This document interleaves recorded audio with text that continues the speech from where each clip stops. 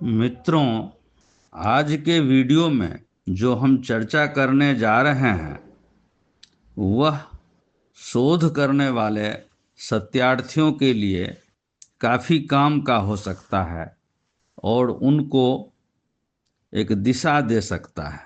आज हम चर्चा करेंगे कि सीता मिथिला की थी या नहीं थी, अथवा राम का ससुराल मिथिला में ही क्यों बनाया गया। वीडियो शुरू करने से पहले मैं स्पष्ट कर दूं कि इस चैनल का उद्देश्य किसी के धार्मिक भावना या आस्था को ठेस पहुंचाना नहीं है।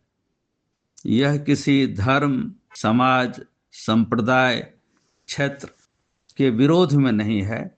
यह सिर्फ मात्र जानकारी के लिए है और जो सत्य के तलाश में हैं, जो शोधकर्ता हैं, उनके लिए शायद यह कुछ जानकारी के रूप में मददगार हो सके। तो अब हम वीडियो की शुरुआत करते हैं। एक चीज़ गौर करने वाली है कि मिथिला में विवाह पंचमी बहुत शोर शराबे धूमधाम के साथ मनाया जाता है और अयोध्या आदि के तरफ से काफ़ी संत लोग जनकपुर, सीतामढ़ी इस तरफ आते हैं। यह भगवान राम के विवाह का ये है। विवाह पंचमी के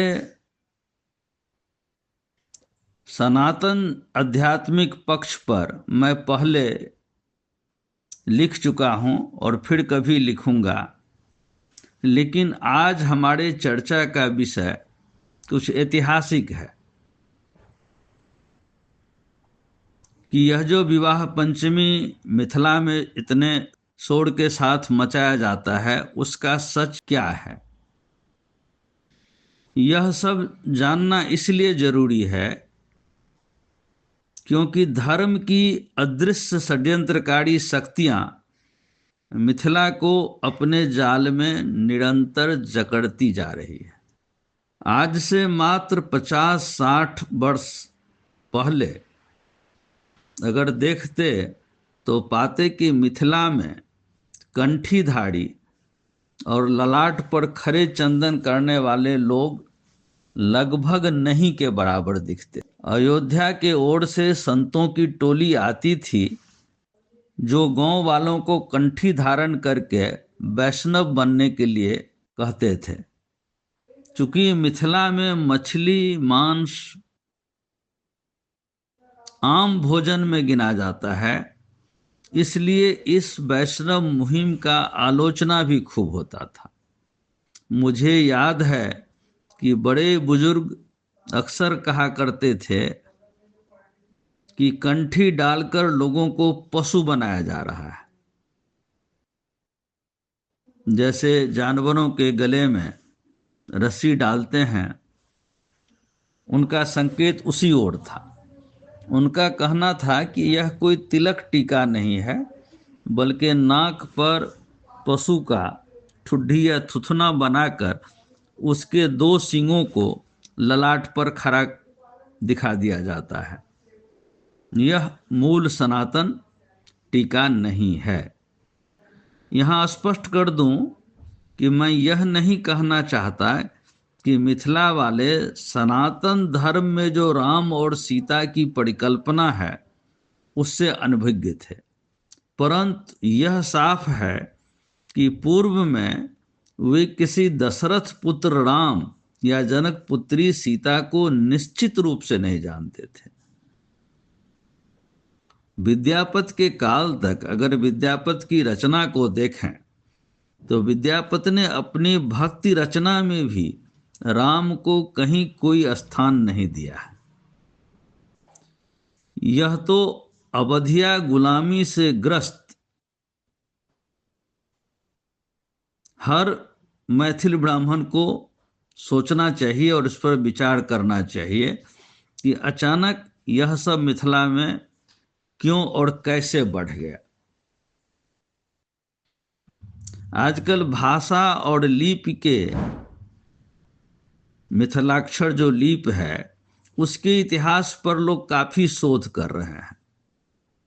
उसके साथ यह जानना भी आवश्यक है कि मिथिला में राम अचानक कैसे छा गए और सीता को किसने एवं क्यों मिथिला के अस्मिता से जोड़ दिया। मिथिला को राम का ससुराल बनाने के लिए क्यों चुना गया, उसके पीछे प्रयोजन क्या था। और तब यह भी देखना होगा कि मिथिला में वेद पाठ क्यों बंद करवा दिया गया।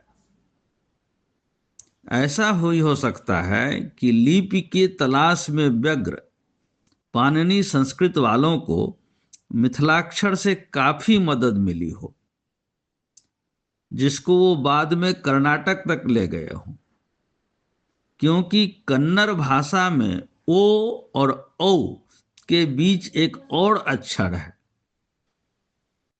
जिससे पता चलता है कि यह देवनागरी स्क्रिप्ट में जो आया है लिपि में, उसमें जो उच्चारण में फर्क था विदेशियों में और यहाँ के मूल निवासियों में, इसीलिए ओ और औ के बीच में एक और अक्षर है। वाल्मीकि रामायण को अगर गहन अध्ययन करें उसका, तो हम पाते हैं कि इक्ष्वाकु वंश में सीता को कभी सम्मान नहीं मिला है। इस बात को पेरियार ने अपनी पुस्तक रामायण ए ट्रू रीडिंग में काफी विस्तार से उजागर किया है,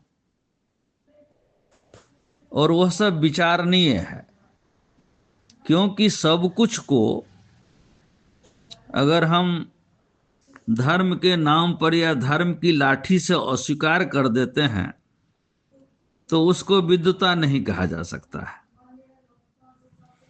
आज भी अयोध्या में नए राम मंदिर में सीता को स्थान नहीं दिया गया है। पुजारी भी एक शाक समाज के ब्राह्मण को ही बनाया है। शाक समाज मतलब शक, हून, कुषाण, यवन आदि के सम्मिलित समूह वाले थे।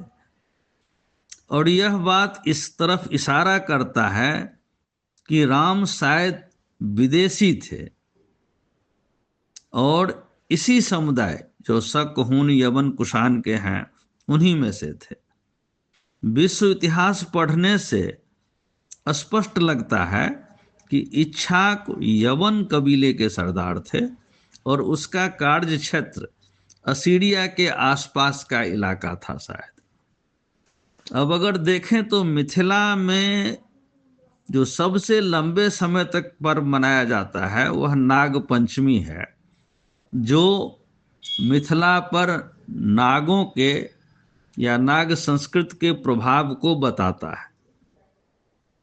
उस प्रभाव को कम करने के लिए विवाह पंचमी का आयोजन किया गया होगा यहाँ, ऐसा मेरा सोचना है। इसके लिए राम को मिथिला के सिर पर शायद थोपा गया है और इसका जड़ जमाने के लिए राम के ससुराल को मिथिला में दिखाया गया है। सबसे बड़ी बात यह है कि राम या सीता अगर क्षत्रिय राजपूत थे तो मैथिल ब्राह्मण क्यों उसको लेके इतने उताहुल रहते हैं। इससे कभी कभी मन में शक पैदा होता है कि क्या मैथिल ब्राह्मणों में शक, यवन, हून, कुषाण, किरात आदि जो विदेशी लोग थे उनकी संख्या पर्याप्त मात्रा में हो गई थी क्या। यह इससे भी लगता है कि बाहर से अक्सर लोग आकर के मिथिला के अधिपति निर्विरोध बनते गए। आज भी यह प्रश्न कई लोगों के मन में उठता है कि मिथिला में जो ब्राह्मण गीत गाया जाता है वह ब्राह्मण लोग कौन थे। अगर आधुनिक इतिहास को देखें और जनकपुर की बात लें तो सबसे पहले करीब 1657 ईस्वी के आसपास एक अज्ञात साधु सूर किशोर दास जनकपुर आया और उसने एक दिन 4 बजे सवेरे शोर मचा दिया कि उसको सीता माँ ने दर्शन दिया। फिर उसने एक स्वर्ण मूर्ति दिखा के कहना शुरू कर दिया कि सीता उस मूर्ति में बदल गई। इन सब बातों को सुनने से ही लगता है कि कुछ षड्यंत्र हुआ था, क्योंकि कहीं भी कोई भी सोने की मूर्ति स्वतः प्रकट नहीं हो सकता है। ऐसा कहना तो मात्र भोले भाले लोगों को मूर्ख बनाना हो सकता है। और उस घटना के बाद वहां बाहर से साधु वेशधारी लोग आके भजन कीर्तन करने लगे। यह सब प्रारंभ में मिथिला वालों के लिए सिर्फ एक उत्सुक जिज्ञासा भर था, लेकिन आज यह उनको अपना मानसिक गुलाम बना चुका है। यह समय जो 1657 ईस्वी का है, वह देश के इतिहास में भी काफी महत्व का है। उस समय भारत पर औरंगजेब का शासन था और उसको बदनाम करने की गुप्त मुहिम एक विशेष वर्ग के ब्राह्मणों द्वारा चलाया जा रहा था। इसका कारण यह था कि औरंगजेब उन हिंदुओं की तलाश करवा रहा था जिन्होंने गोवा तट पर पुर्तगालियों का साथ दिया था। ये विदेशी लोग जो मूलतः शक, हून, कुषाण, यवन आदि मूल के थे, शुरू से ही सक्रिय रहे हैं और शंकराचार्य के समय के बाद तो इन्होंने यहाँ के मूल भारतीयों को अपना मानसिक गुलाम बना के रखने के लिए हर तरह का प्रयास किया, ग्रंथों का निर्माण किया, जिसको आज ये धर्म और धर्म ग्रंथ कहते हैं। उस समय को अगर देखें तो मिथिला का शासन भी एक मुगल परस्त ब्राह्मण के हाथ में ही था। रामचरितमानस जिसको मान्यता नहीं मिल रही थी, उसका प्रचार प्रसार किया जा रहा था। सूर किशोर दास के उस चमत्कार भरे षड्यंत्र के बाद जनकपुर में बाहरी साधु लोग आकर रामचरितमानस खूब गाने लगे थे। उस समय जो मिथिला के नरेश थे वो खुद ही मिथिला से बाहर के थे। उससे पहले भी कर्नाटक वालों ने आकर मिथिला पर निर्विरोध कब्जा कर लिया था। सभी यहाँ आकर खुद को ब्राह्मण ही बोलते थे और यहाँ के ब्राह्मणों से अपने को श्रेष्ठ बताते थे। इस प्रकार मिथिला के मूल संस्कृत को सलीके से रौंदा जा रहा था। किसी ने ध्यान नहीं दिया इन बातों पर। अब 1895 ईस्वी में टीकमगढ़ मध्य प्रदेश की रानी ने जनकपुर में आकर मंदिर बनवाया। सवाल है कि राजनगर में अनेकों मंदिर बनवाने वाले मिथिला नरेश लोग क्यों नहीं जनकपुर में मंदिर बनवाए। इससे तो साफ लगता है कि सीता मिथिला की थी, यह पूर्ण रूप से संदिग्ध है। क्योंकि देखें तो षड्यंत्र तो साफ दिखता है अगर कोई देखना चाहे तो।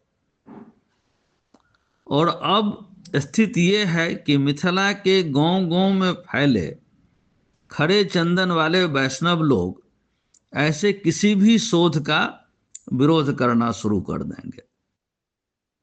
लेकिन यह भी सोचना होगा मिथिला वालों को, अज्ञात कुल गोत्र वाली सीता को क्यों मिथिला की अस्मिता से जोड़ दिया गया और मैथिल ब्राह्मणों ने क्यों उसे अपना रखा है। यह एक चिंतनीय विषय है। तब प्रश्न उठता है कि क्या गुप्त काल के बाद शक, हून, कुषाण, यवन के समूह जो हैं ब्राह्मण बन के यहूदियों की तरह मिथिला और मैथिली भाषा पर कब्जा कर लिया था? क्या नए भाषा संस्कृत के पक्ष में मिथिलाक्षर को उसी कारण से दबाया जा रहा था ताकि संस्कृत का विस्तार हो और मिथिलाक्षर का विस्तार न हो, लोग देवनागरी को अपनाएं और मिथिलाक्षर को त्यागें। किंतु यह सब तो विस्तृत शोध के बाद ही पता चलेगा कि यह कैसा धार्मिक षड्यंत्र था और इससे जुड़ा हुआ रहस्य क्या था, उस पर से पर्दा एक गहन शोध के बाद ही चलेगा। लेकिन यह तय है कि मिथिलाक्षर को दबाया गया था संस्कृत के पक्ष में और सीता को थोपा गया था मिथिला पर। अगर आपको जानकारी के हिसाब से वीडियो अच्छी लगे तो इसे शेयर और लाइक जरूर कीजिएगा। धन्यवाद।